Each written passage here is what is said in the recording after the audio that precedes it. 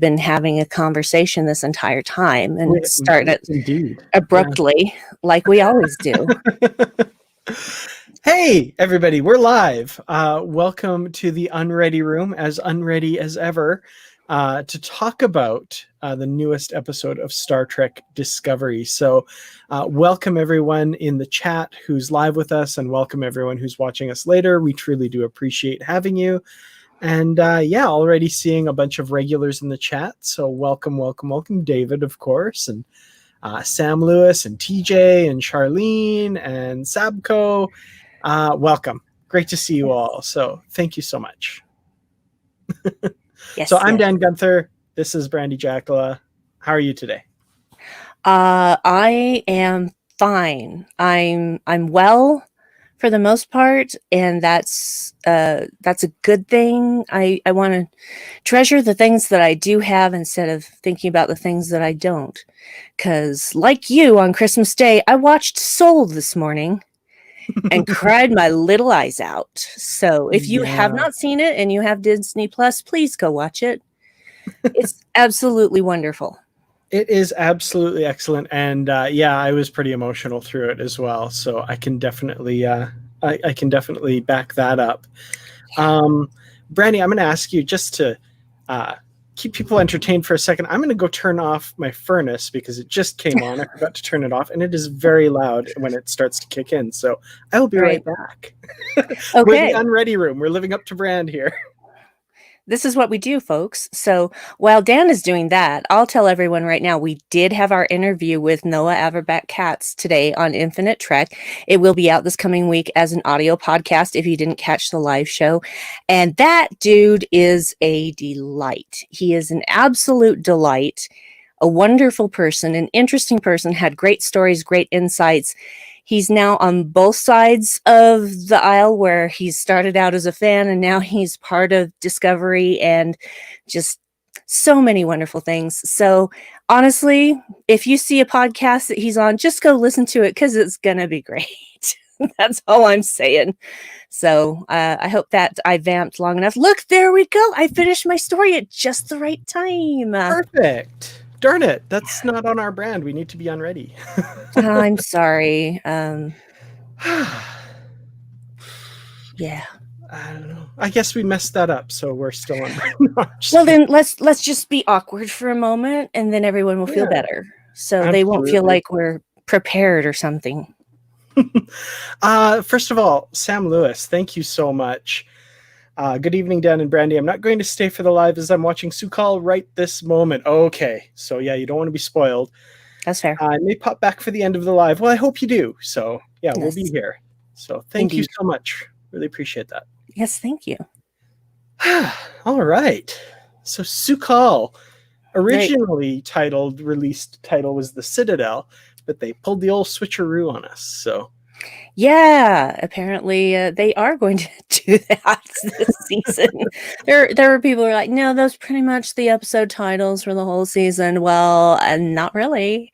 Maybe they didn't. Maybe they were being sneaky and they didn't want us to understand what that title might be. So, anyway, I don't know. Apparently next week's is called There Is a Tide, and that was not the original title they released as well for that. So. Good of the People, I think it was originally, or something. Yeah. Right. I feel like that now that we're coming down to the last 3 episodes, that they're kind of like a package deal, if you will, that they didn't want to give anything away that might be a spoiler. I don't know. I don't see any other reason for changing the title at the, like right before dropping. Yeah. I mean, it's not unprecedented. Like No, it's not. Like back in the day before, when it was on, aired through syndication or networks or whatever, they would sometimes change the title. I think the episode Ferengi Love Songs was originally Of Love and Profit right up until it came out. There's another one too. Fair. Oh, Tuvix. Tuvix was originally called Symbiogenesis, and they changed that one at the last minute as well. Well, I mean, if you make it Tuvix, everybody's going to kind of figure out what it is just from that. Well, nobody had met Tuvix yet, so but but seriously, when you think about it, you're like Tuvok, but Tuvix. Tuvok and Neelix. What? So it's That's like probably why it's either a name shipping the characters or yeah. That's thankfully probably why they changed it to that, so people would be like, Tuvok and Neelix, what's this about? And then watch it. yeah. Thankfully, it wasn't shipping them; it was merging. Yeah, that would be a little progressive for Voyager in the 90s, and also I don't care what the sexes of anybody involved is. That is not a relationship that I would want to see. I don't think either of them would have a lot of fun in that relationship. No, Neelix totally would. He lives to get a smile out of Mr. Vulcan. That is his life's goal. He would have fun with it for 2 weeks, and then he'd just be unfulfilled and miserable. So yeah. I don't know. Neelix can be pretty persistent. Yeah, well, It's possible. I'm just saying it's possible. Yeah, well, putting shipping Neelix and Tuvok aside, that's sorry. Who knew that? Who knew that was going to come out? We're having fun. It's fun. So yeah, Su'Kal, interesting episode. What were your initial impressions of this one, I guess, to start us off? I had no idea where it was going. And actually, I kind of like that. So I figured that they would end up going down to the planet. That I find it interesting that there is still someone alive down there. And I think that people are under the misconception that Kelpians are long-lived. We actually don't know exactly how long they live because they were previously culled at the time of Vaharai or shortly before. But I don't think they live longer than probably humans, really, because Saru was surprised that there was a life sign there. And when they got down there, I think it was Culber who asked the elder, I think, how did you keep him alive all of this time? Oh, so, I thought that was because of the radiation. They were wondering why he had been kept alive. I felt like it was, why is this guy still alive, period? Not just because of the radiation. That's kind of how I took it. I could be totally wrong. But seeing as how we don't actually know how long Kelpians live post Vaharai, excuse me, it's got to put the emphasis right. It's really hard to say if that's a surprise that he's alive because he shouldn't be that old and still alive, or what. I don't know. And I mean, I might be completely reading it wrong as well, but I got the impression that it was normal for him to live this long because right off the bat, Saru assumed it was the child that Dr. Isa was pregnant with was the life sign. Because he said, the life sign is the child because the spots meant she was pregnant. So this is probably the child. So I was, and seeing as this is 125 years later, it seemed as though like he was like, oh, that must be the child. I thought. I could be misreading that though. Yeah, I just don't know. Because we have no context in which to frame it as far as how long Kelpians live when they're not being culled. Right. Okay. So I don't know. I just don't know. I will say this though. I was absolutely overjoyed to see Doug Jones out of makeup. That was incredible. Yeah, and yeah, not even just like the shock or the novelty of seeing him out of makeup, but seeing him act as Saru without the makeup. And I read an interview with him recently where he was talking about the movements and trying to maintain that, but do it in a human way. And he was saying the biggest challenge was because he has the flat feet of a human to try and do like the Saru walk, but as a human was an interesting challenge. I think he rose to that occasion. He was incredible in this episode.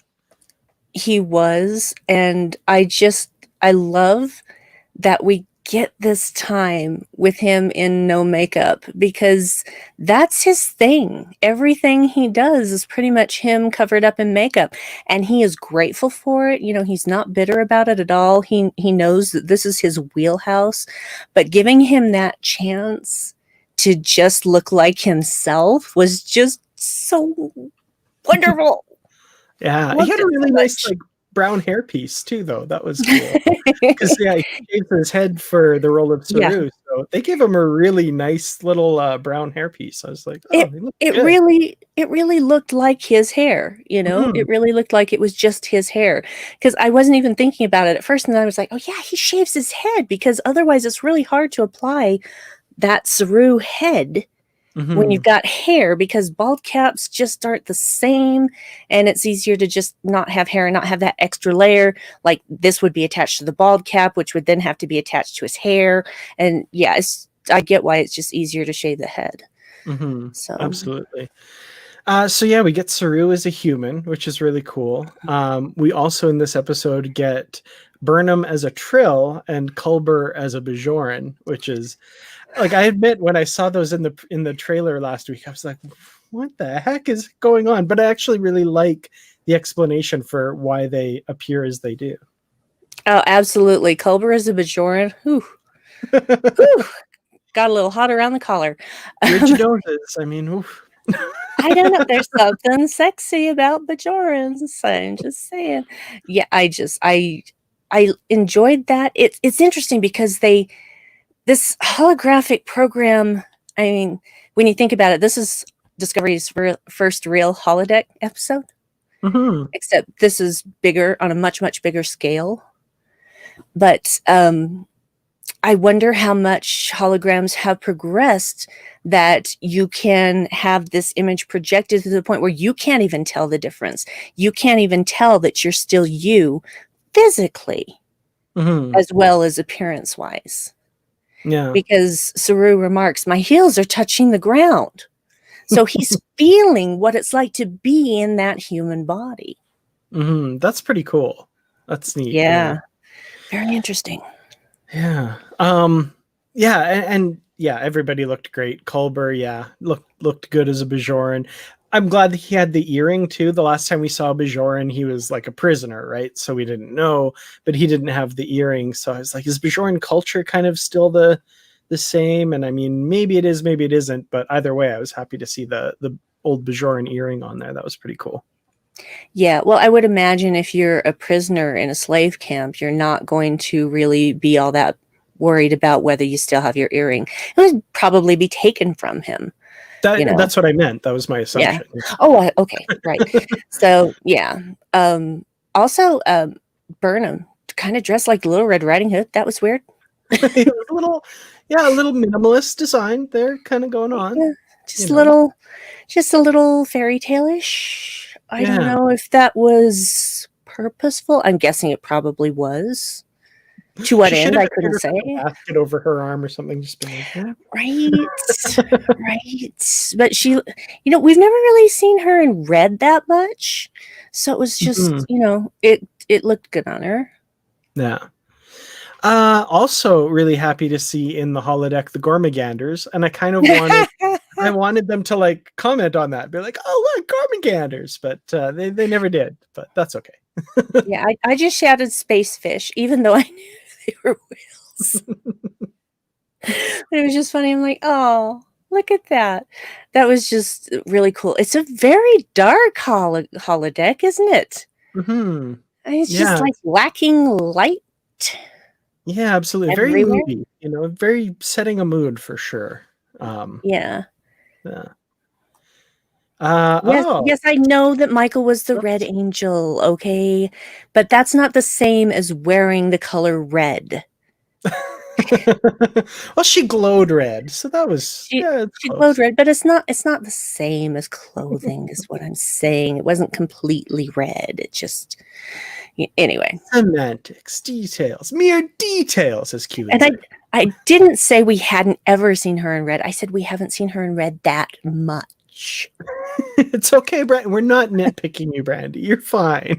No, go ahead. I've got answers for all the nitpicks. Come at me, bro.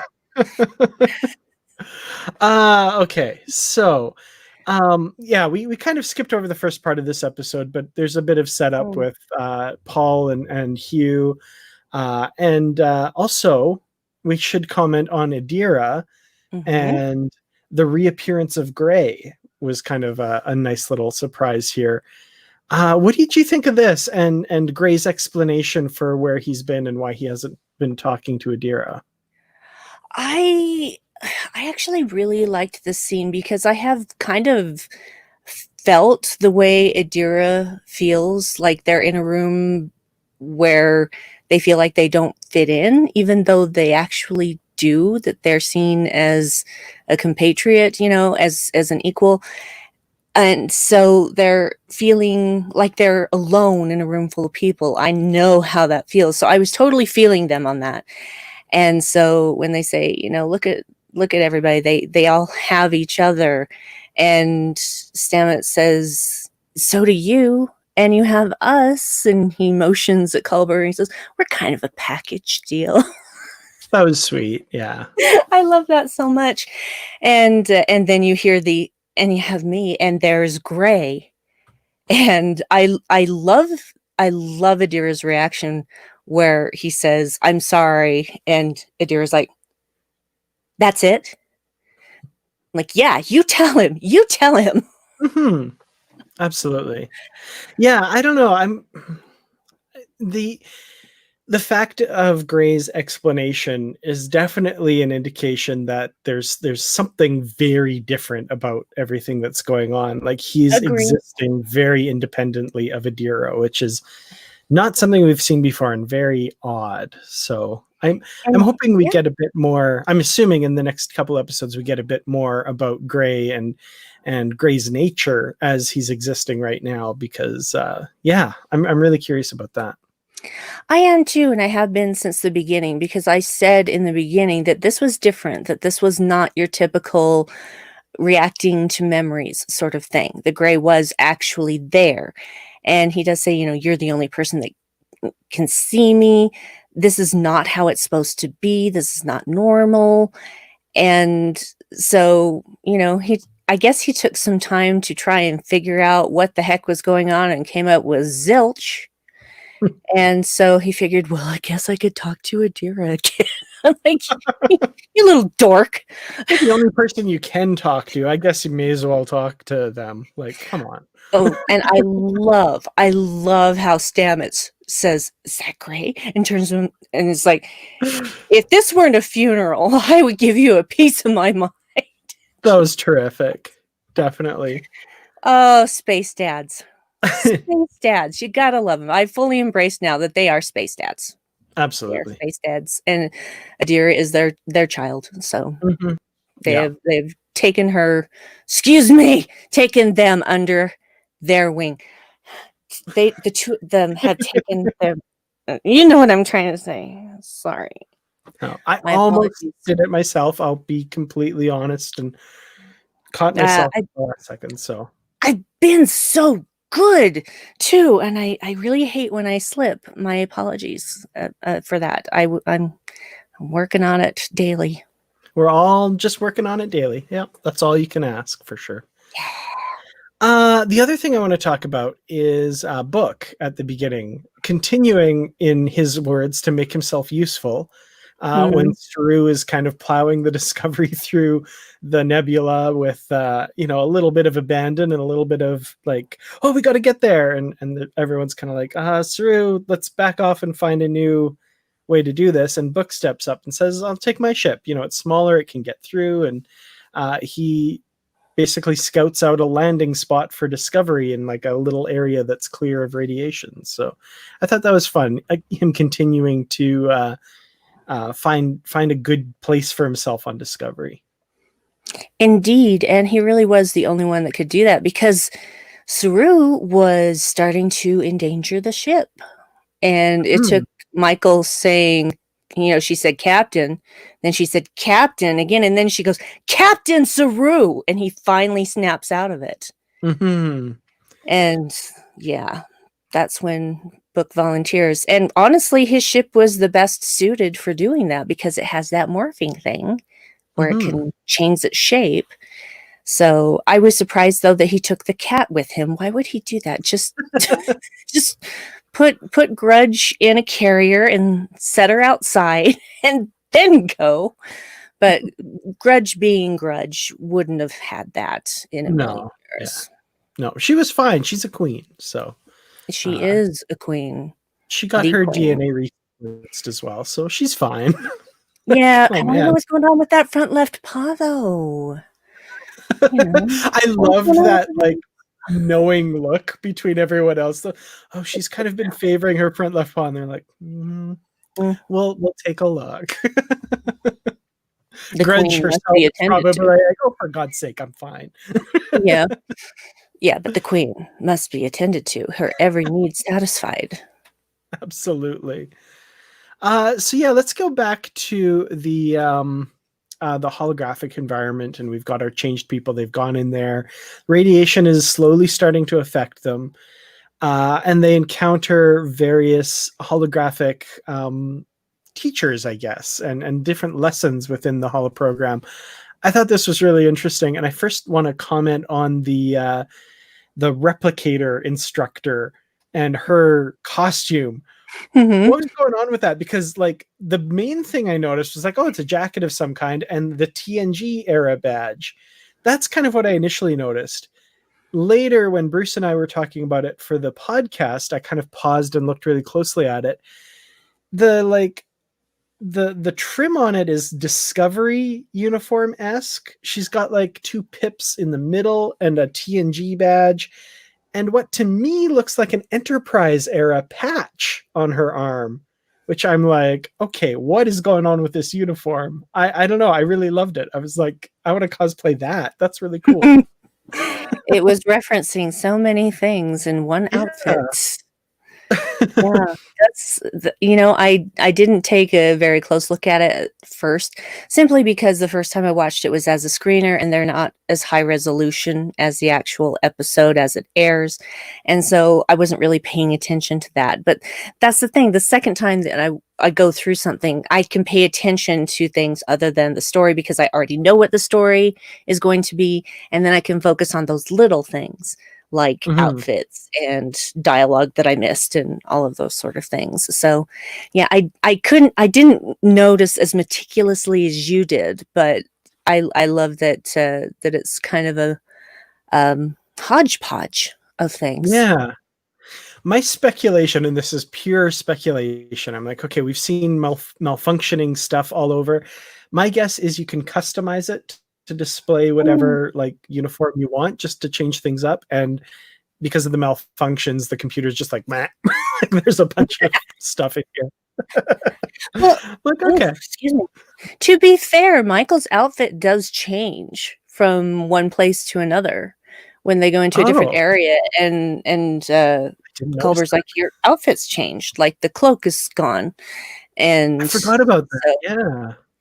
Yeah, so I'm guessing that the program can just do stuff like that, or that's what's going on here. Yeah, the holodeck computer was drunk. No more Romulan ale for you, buddy. Absolutely. Yeah, thanks for that, Stephen. That's excellent. Yeah. Yeah, and speaking of drunk holodeck computer, we have the bit that was showing the entry of Kaminar into the Federation, which was really cool. And I loved that the Vulcan guy, the main guy they're talking to, you kind of hear it's like a dialogue tree.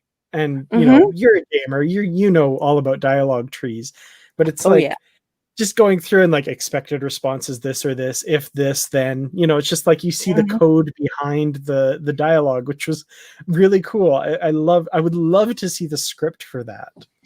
Right? Me too. It's just really, it was really very computer-like. I mean, it was even like old school computer, like old school programming back in the Atari days and the Commodore 64 days.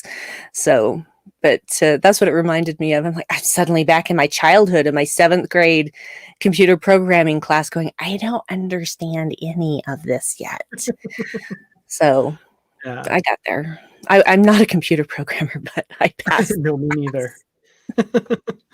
TJ, yeah, I loved that bit about the Kelpian Baul Alliance being inducted into the Federation.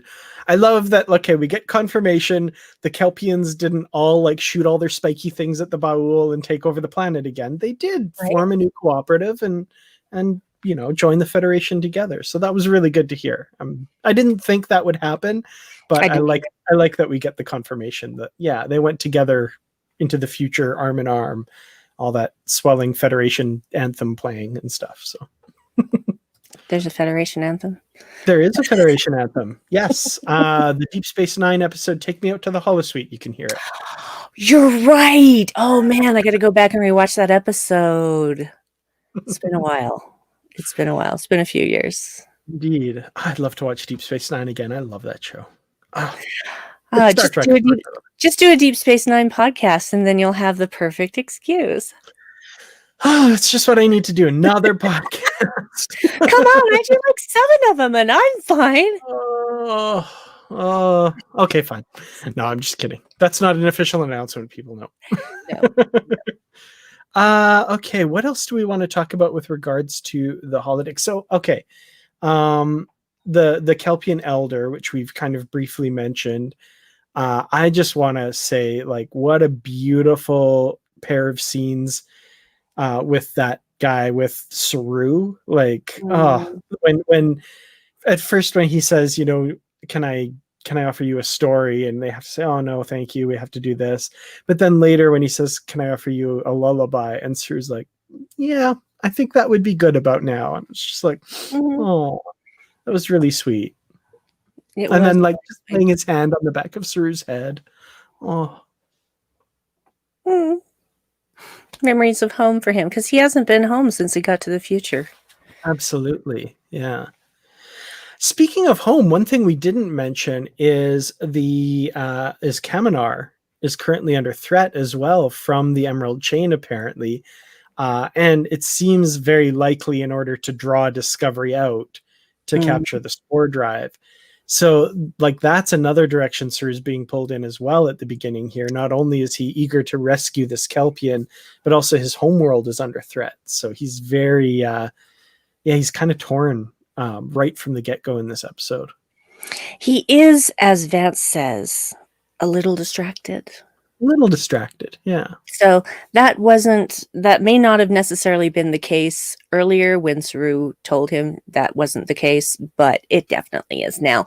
And honestly, name any captain that wouldn't be distracted in this same situation. You can't, because that's just they're people. They're people who have hopes and dreams and feelings and fears and all of those things. So, when the people that you love, the people of your homeworld are being threatened, yeah, you're gonna get a little distracted.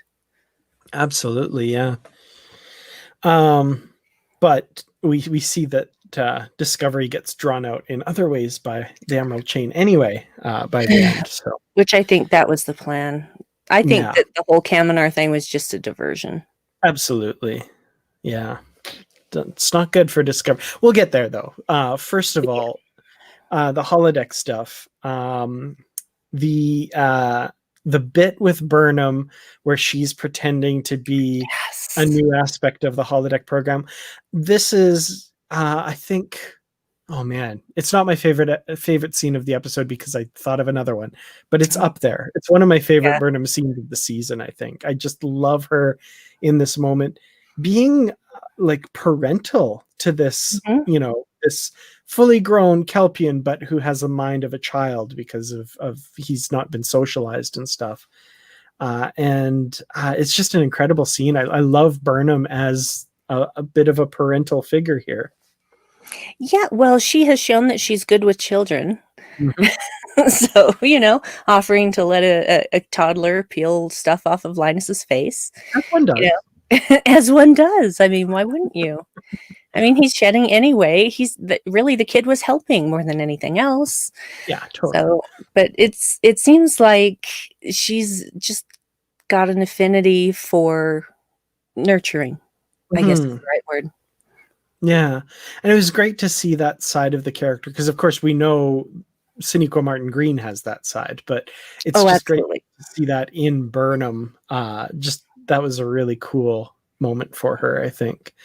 I agree. And yeah, I don't know what I would have done differently from her in this scene, because she treads as lightly as she can, but at the same time, they're running out of time and they need answers and they need to figure out how to help this guy. So, she does push a little bit, but of course, any little bit gets that reaction from him. And he, first he resets her and then, runs off in terror, basically, because Mm. he's not willing to face what he needs to face. So yeah, it was tough to see. Incredibly acted by the actor that played Sukal as well. And Yes. I read a little bit about him as well. He apparently, so Bill Irwin apparently has training as a clown, I think. Mm-hmm. Doug Yes. Jones was saying. And Doug Jones works with a lot of the actors that play Kelpians to help them get the movements down and that kind of thing. And apparently, very minimally had to do anything with Bill Irwin, because he's just so in tune with his body and so good at physical acting and that kind of thing, that Mm. he just created his own Kelpian character and just nailed it really quickly. So that was really cool to read about. Yeah, I liked that a lot. I didn't know that about Doug having, mentoring people who are playing Kelpians, but that's lovely. So, It just makes so much sense, right? yeah, it absolutely makes so much sense. I mean, he's been doing this sort of thing for decades. So, if you're going to have a mentor on explaining, here's how do this thing where you have to do more acting with your body because you're not going to have the same facial expressions as you would have as a human. So, Mhm. yeah. And then, of course, the other thing in the holodeck, the kind of main thing that's going on, is we have this creature, right? This The kelp monster from monster. the kelp monster from the depths of Kaminar's oceans, right? And it seems as though what has to happen is Sukal needs to face his fears, needs to face this creature somehow in order to get out of this place and out of the situation he's in. So yeah, what did you think of this whole scenario they've set up here? Well, the creature is freaky. I mean, that's Mhm. freaky. And when you get sort of a closer look at him the first time that Michael really encounters it, and she's got the stone in her hand, and it comes into that room that looks like it was some kind of mess hall or something like that, and it's rattling all the plates and stuff. And you kind of get a closer view of its face. It looks like a Kelpian that is covered in kelp. And Mhm. those glowing, piercing eyes are freaky. And she drops the stone and she's just being really cool. And then all of a sudden, that monster is not happy and just starts chasing her. And she falls up. That was fun. Yeah, Very that was Alice in wild. Wonderland kind of thing going on there. That was pretty cool. But I mean, so perfectly Burnham and so perfectly Starfleet as well, mhm. was like to, drop the stone and try to make peace. And I'm like, I would not be able to do that. I would just be like running as fast as I could in the other direction, because I am Mhm. clearly not Starfleet material in that moment. Yep, I get that. I get that. And there's always been that part of me though is like don't assume things just because of its appearance. Try to look deeper. Okay, I've just wet myself. I'm gonna go now. I'm gonna go Yeah. now I'm because just gonna yeah, just go. Just no. I do not want to die today. Thank you. Yeah. Oof. Yeah. Yeah. I would not have the fortitude to do that. So that's Yeah, awesome. I probably wouldn't either. So So yeah, we kind of discover that it seems as though Sukal has to face this creature. And when he does, we get he has a bit of a tantrum and kind of screams. Tantrum's not the right word, but he screams in terror, which causes a disruption that apparently starts to destabilize dilithium in the area. mm, So, did this dude cause the burn? Is that what happened? Kind of seems that way. here's my theory, And keep in mind that though I have seen the next episode, I do not actually have any prior knowledge on this particular subject, okay? Mhm. Here's what I'm thinking. The first burn happened when his mother died. Mhm. And that was an extremely traumatic experience for him. Now, they've said earlier in the episode that the dilithium has altered his cell structure. So maybe it has created certain abilities in him that a Kelpian normally would not have, Mhm. and that these abilities react to strong emotions.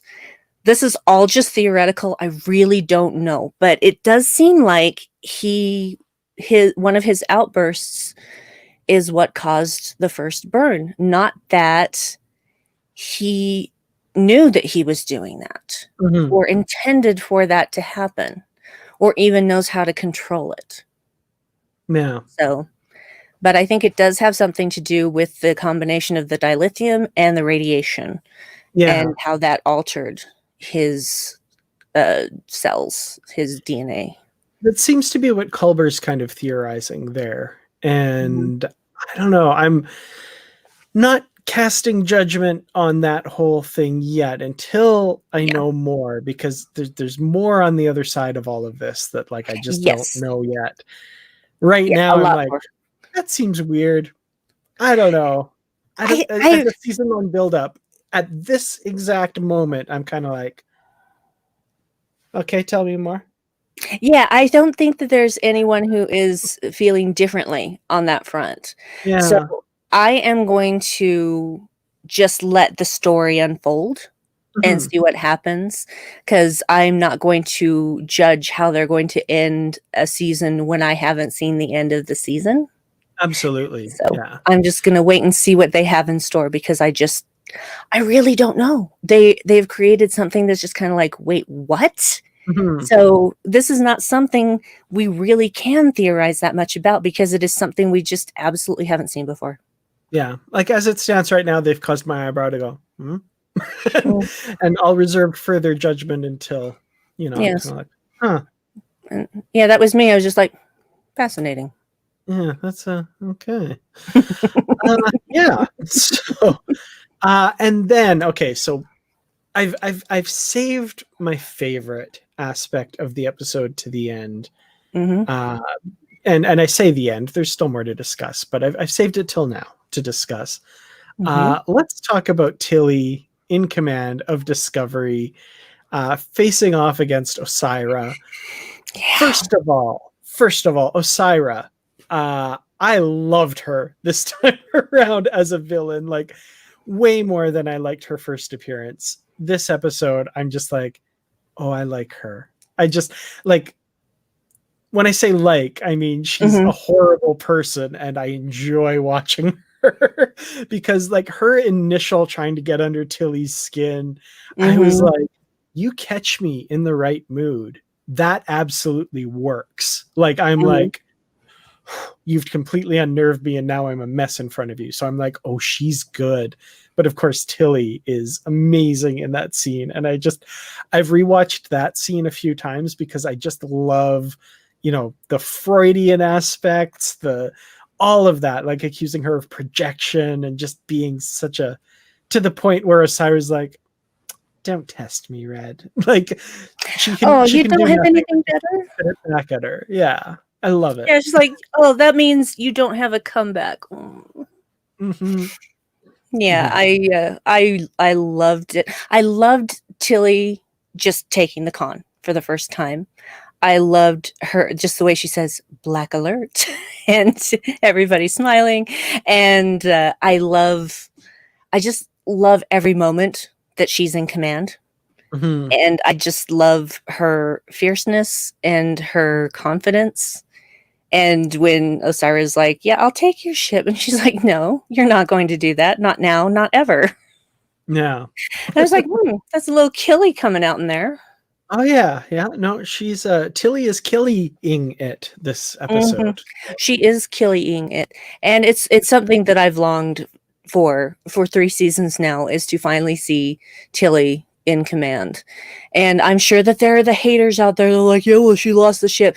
Yeah, it would have still happened if Saru had been in command. So don't get your panties in a bunch. Yeah, no, for sure. This is part one of yeah. One thing that I really connected to was Burnham telling her about the little imperfection, the little The burr burr. on. Mm-hmm. That was great because, like, I feel like every workplace I've been in, there's something that I end up, like just some imperfection or some little thing. And if nothing else, it's like clicking a pen or something. Like there's something, right? And I Yeah. don't know, I really connected to that. I thought that was great. Same. You got to have those touchstones, and it may not Mhm. necessarily be literally something that you touch. It may be music, or it may be a poem. It may be, it could be just anything. But those things are necessary to ground ourselves, and it's different for every person. But I Mhm. love that, there's been more than one captain that has touched that burr, because it's just a glitch in production that happened on shipyards. And I love that. And that Giorgio had worn hers down to not just a nub, but an indentation where the burr used to be. Yeah. That was a great story. I loved that moment between Tilly and Burnham, because we really haven't had that this season like Mhm. we've had in seasons past. And I loved seeing that again. It renewed my hope and joy in that relationship, and that they're still besties. Yeah. Yes, things are different, but that relationship is still solid, and I really, really loved that. Yeah. I really appreciated that as well. That kind of mentor relationship. Again, like you said, we haven't seen it at much this season at all, but season 1 and 2 had all of those moments. So it's good to see that return. In my personal headcanon as well, I like to think that there was some captain who ended up being in charge of like Utopia Planitia or something, and they they were changing over the things, and he's like, no, no, no, you leave that imperfection in there because that's a planned thing. That's a captain who's been on the front lines, been like, no, no, we keep that imperfection in there. You mess it up as it goes out the assembly line. Like that's not, yeah, that's planned. I think so. I think so, Yeah, because honestly, how many ships could go out that way and them not notice?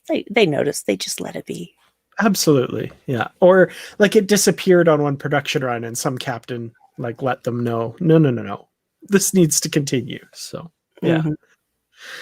Mhm. Yeah. So they lose Discovery, unfortunately. I do have to say the scene where they beamed in and took the bridge, I was flashing back to Voyager, Basics Part 1 when the Kazon took Voyager. Mhm. As just a very similar feel where like Tilly was in the chair and not relinquishing it, and Janeway was doing the same. She was in the chair. And in Basics, they couldn't activate the auto destruct because the secondary processors were offline or something. And Janeway tries and realizes that's why the Kazon have been attacking that system. In this episode, Tilly does the bluff that she will destroy Discovery rather than let it fall into their hands. But we know that's a bluff Mhm. because The sphere sphere data data won't let it. won't let them blow up the ship. So my question is, will we see, and I can't ask you, this is a question to the universe, I apologize. It's I'm okay. wondering if we'll see in the next episode the sphere data, the Zora construct, doing something to counter the Emerald Chain takeover of the ship. This is my personal theory that we're going to see Zora again this season, and somehow it's going to help the Discovery crew take the ship back. That's my guess, but I want to I ask you can to comment on neither that. Yeah, Please. I can neither confirm nor deny that supposition. Mhm. That's just all I'm saying is that's my theory. So yeah, I'm curious about that. Uh yeah. Anything else that we haven't talked about yet with regards to this episode that we should be discussing? Oh, Adira going rogue and Reno helping her. Yes. Them! Sorry! I'm so sorry. It's because Adira is kind of a female name, and I need to get past that. I'm so sorry. So yeah, Adira knows what's going on, and they go to Reno and say, I have an idea, but I'm going to need your badge. And Reno just kind of looks at them like, huh. you know, in her very Reno way. Yeah. And she obviously gives the badge to Adira, because the next time we see Adira, they're on Book's ship. They stowed Mhm. away, and they take his radiation medicine and beam back down to the planet, because if they don't get that medication, they will die soon. They will die. Yeah. And Adira knows that. Michael knows that. And Michael is able to get away. She was going to be the one to stay, but I mean, Saru wanted to be the one that went back because he was the captain. And she's like, no, it has to be you. It has to be you, because you're Kelpian. He's responding to you. He responded to your lullaby. It has to be you. And Culber said, well, I have to stay too. And she's like, I'll get back here as soon as possible. And he says, if it's more than a day, don't bother. Yeah. It's a good thing that Adira brought their radiation meds, because it probably wouldn't have lasted much longer. So that was lucky. Yeah, well, that's the thing, is where did the radiation medicine that they brought with them go? Because it's got to be there somewhere, but they can't tell where because of the holodeck program. So, and Adira put it in their mouth, which I found was an interesting choice. And I feel like maybe that was, there's a theory that it would make sure that the medication made it there intact, because it's like inside the body, I guess. I don't really understand that, but they knew what they were doing, so hopefully. But yeah, I didn't even think. I wonder what Adira will look like on the other side. And again, I won't ask, but it didn't even occur to me that I'm like, oh, I wonder if their appearance will change. Well, I'm sure they'll be in different clothing, but they're human to begin with. So I don't know. Yeah. Maybe they show up as a Kelpian. That'd be cool. I don't think they're going to do that. Or we get to see Adira as a Trill. That would be interesting, because but they already did they have actually have a Trill. Yeah. How about an Andorian? No, we've already had an Andorian. A Tellarite. Vulcan Adira. Vulcan Adira. I would like that. That would be cool. That would be really good. See them as a Vulcan. I like it. I like it. Absolutely. They've already got the shorter hair that really shows off the ears. Yeah. So maybe that'd be cool. Or Romulan, the ones with the ridges. That would be just. From the northern. The northern Romulans. Yeah, because that's what we know from Picard. That oh my gosh, you mean that there are different appearances of Romulans on the same planet? How does that happen? Oh, same way it does on Earth. This whole monoculture thing, I just have never understood. Oh no, that's not what Klingons look like. Hi, how do you know that? Denobulan. Yes.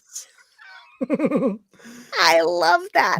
I want to see them mentioned in last week's episode. So. Yes, Denobulans did get a name drop, which is the second time in a new Trek series that they've gotten a name drop, and that made me very happy. Absolutely. I would like to see a Denobulan again. So if they were to choose to make Adira appear as a Denobulan, I would lose my mind. That would be so cool. That would be excellent. I don't think it'll happen, but I would lose my mind in the best way. Yeah, let's go way out there and just say Sulaban. Adira turns into a Sulaban. That would be cool. Right. Okay. Yeah. Anything, any reference from Enterprise, I'm good with. Yeah. Yeah. Or heck, Xindi Insectoid. Okay, that's getting a little out there. I'm sorry. I was just lost in the possibilities when you said Xindi. I'm like, or an arboreal, or maybe an aquatic. Avian. Maybe an avian, because they would still have the history records of the avian Xindi, so they might know what they look like. We could see an avian Xindi for the first time. It's totally not going to happen, but that would be awesome. Of course not, but that would be really cool for sure. Okay. Anything else that we haven't brought up? And this goes for the chat as well. Anything that we haven't mentioned / final thoughts / ratings, I guess, for the episode? Yeah, I will say this. I did. I like the way you said Caesar, sorry. Florida.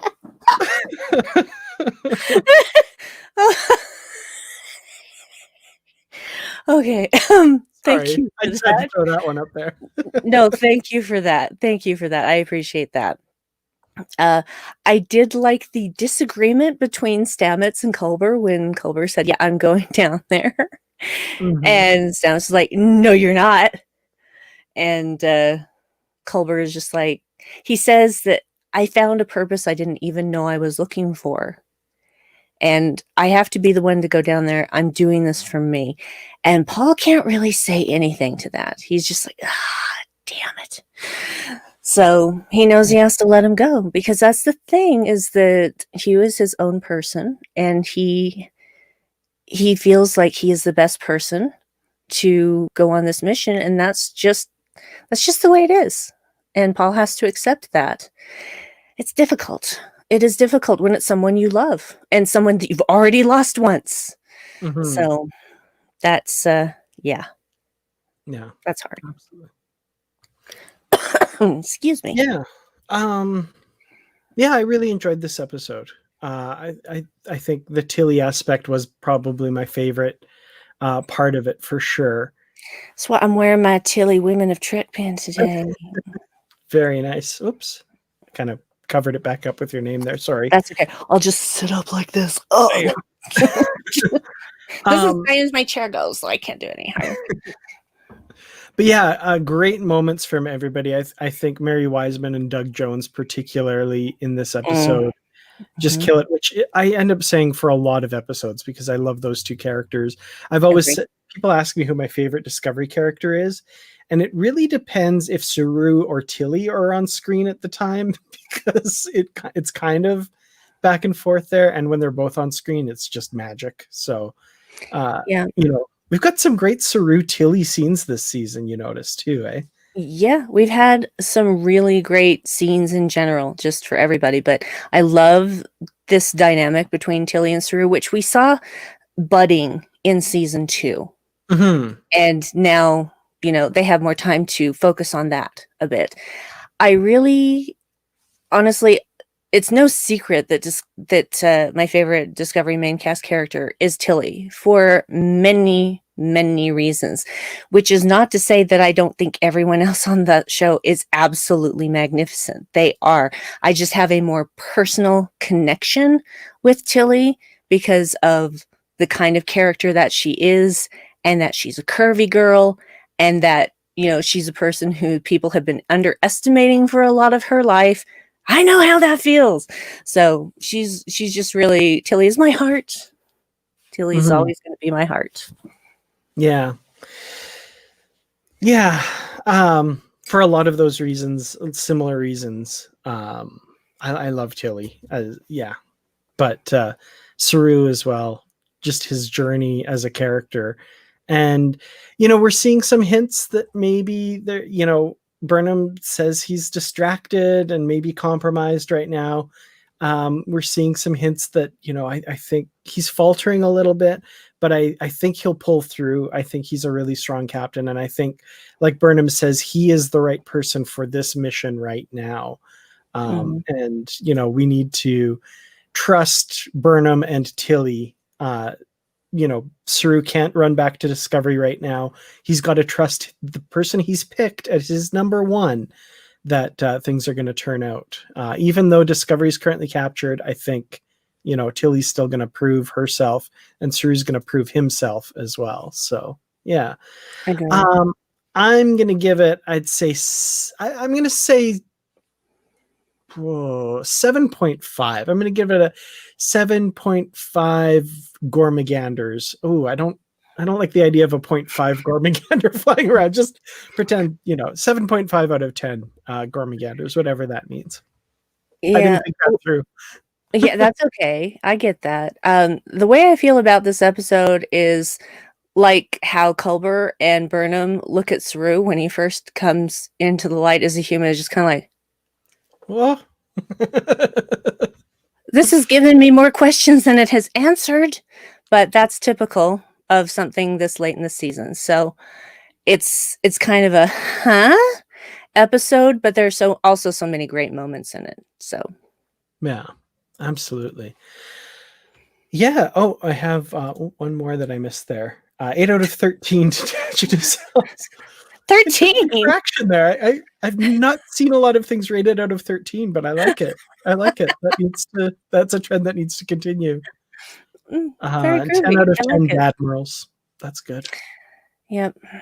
I do have to say I liked Vance in this one as well. He was I think I did completely misread what he was to Saru a couple episodes ago, and I feel like he's riding herd on Saru and maybe not questioning his decisions, but but he's still giving him the benefit of the doubt and giving him that line to prove himself and stuff. So I think his intentions are good. I've come around on Vance. He's riding herd on Saru because he's unsure of Saru, and I think that's understandable. He's unsure of Tilly, which I also think is understandable. He doesn't know her like we've gotten to know her. So yeah, I've really lessened my dim view of Vance. I think I'm looking at him in a different light now. So I'm liking him more.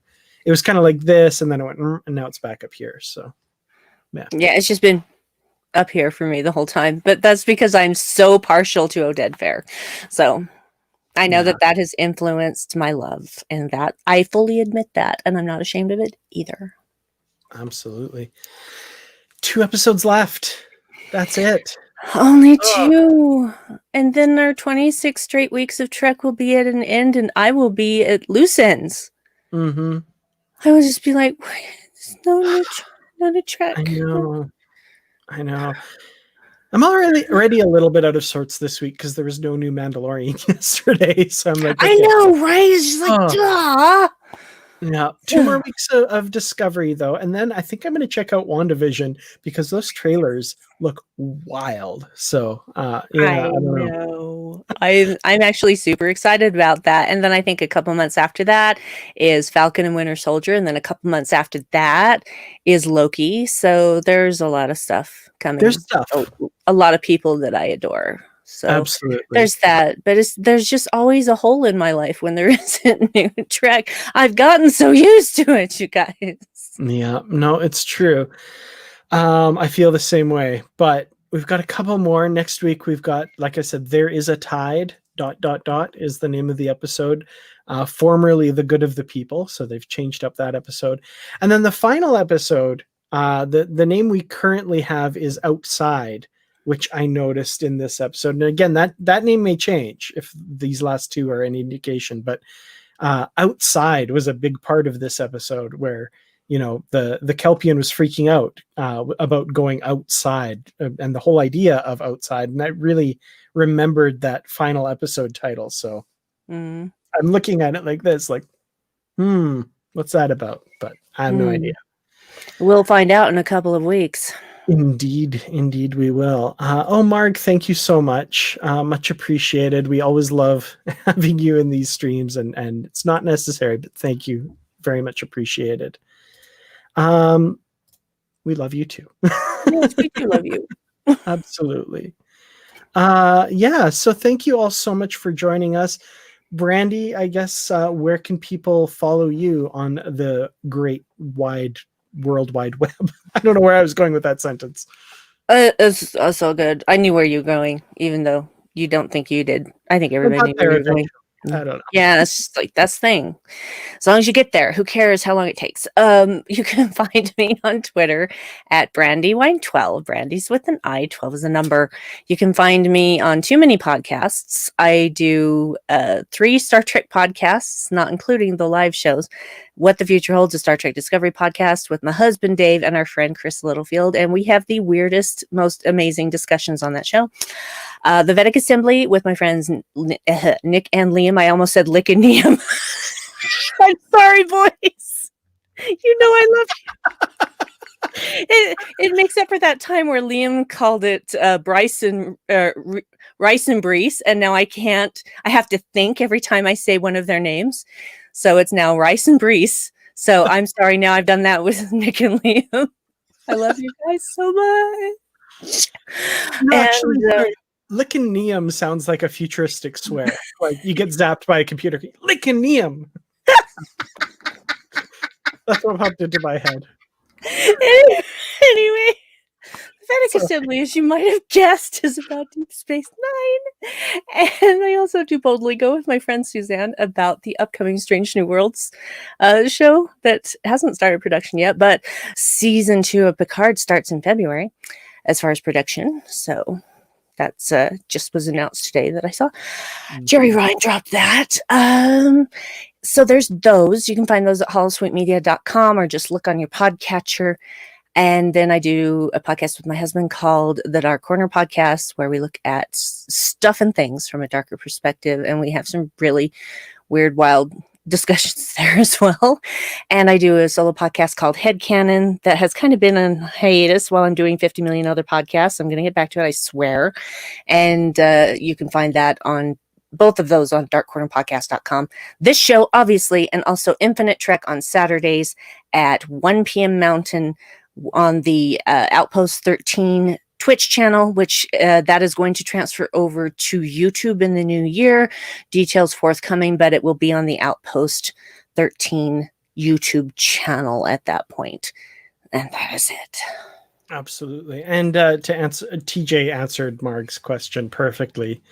Yes, we did indeed gush over Doug Jones quite profusely. so much. Mm-hmm. I love that guy. Yeah, so you can find me on Twitter. I'm at Kertrats. That's KERTRATS. Here on YouTube, youtube.com/Kertrats Production. Subscribe if you haven't. You get notifications. Hit that bell, as the YouTubers say. I don't know. I'm old. But yeah, you'll get notified when we're going live and all that kind of stuff. So, and Instagram, Kertrats47. And the Positively Trek podcast, of course, that I do with Bruce Gibson. We're up to 2 episodes every week, plus a third every 2 weeks, as long as there's new Star Trek coming. So only a few more weeks of that. But yeah, looking forward to talking more about this episode and the episodes that follow over there with Bruce. So thank you all so much for joining us. And until next time, as always, live long and prosper, stay positive, be cool, and Happy New Year, because we won't see you until December 2nd on this live stream. So you mean January 2nd? What did I say? December 2nd. I said December 2nd. I meant January 2nd. I'm so tired. Go get some rest. Go get some rest. If you haven't got your health, you haven't got anything. That's true. All right. Well, live long and prosper, everyone, and we'll see you next time. Bye. Bye.